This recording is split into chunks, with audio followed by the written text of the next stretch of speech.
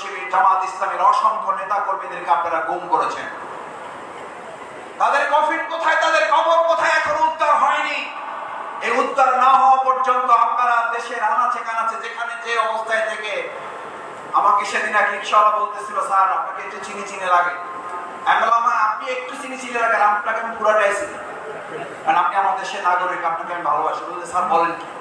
বলছে হ্যাঁ চিনবো না, আপনি আমার দেশের নাগরিক। বলছে স্যার তাহলে একটা কথা বলি। বলছে ওই মহিলা নাকি শর্ট করে ঢুকবে। বললাম তাহলে আপনি কি চিন্তা করছেন?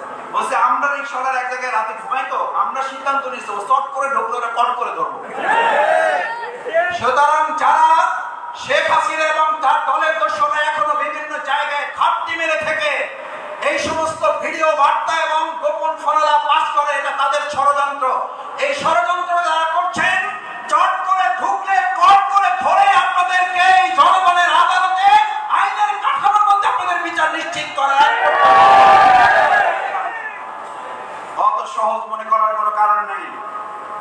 গোটা রাষ্ট্রীয় কাঠামো বলা যায় আশেপাশে সমস্ত বলয় আমাদের উপরে চাপিয়ে দিয়ে আপনারা 15.5 বছর নির্যাতন করে শেষ পর্যন্ত 15.5 সেকেন্ড হাতে পান নাই যারা, তারা আর দুঃস্বপ্ন দেখে সময় নষ্ট করে জাতির উপরে নতুন করে ঘাত চাপাবেন না।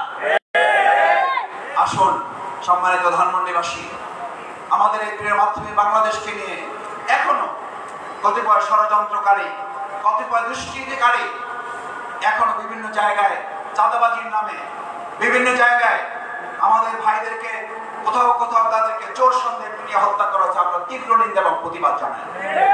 কোন অনৈতিক হত্যা, কোন হত্যাকেই আমরা সমর্থন করি না। যারা আজকে আমাদের বিশ্ববিদ্যালয়ের ছাত্রদের নির্যাতন করছেন কোন কোন ক্ষেত্রে, আমরা পত্রিকার মাধ্যমে, আমরা বিভিন্ন গোয়েন্দা তথ্যের মাধ্যমে জানার সুযোগ পাচ্ছি ছাত্রলীগের কতিপয় লোকেরা বিভিন্ন ভাবে বিভিন্ন অনুষঙ্গ প্রবেশ করে এই সমস্ত অপকর্মের সাথে তারা জড়ানোর চেষ্টা করে আমাদের ভাব মর্যাদা নষ্ট করার চেষ্টা করছেন। অন্তর্বর্তীকালীন এই সরকারের কার্যক্রমকে প্রস্তাবিত করার চেষ্টা করছেন।